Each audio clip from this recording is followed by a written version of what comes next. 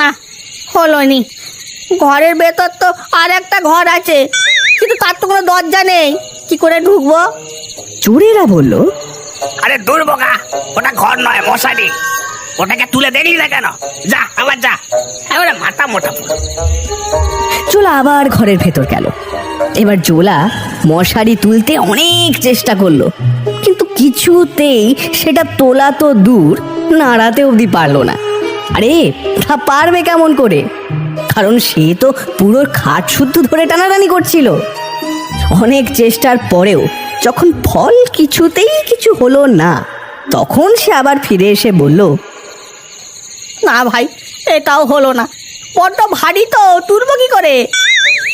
ওরে বাপরে বাপরে, কি গাধা রে বাবা!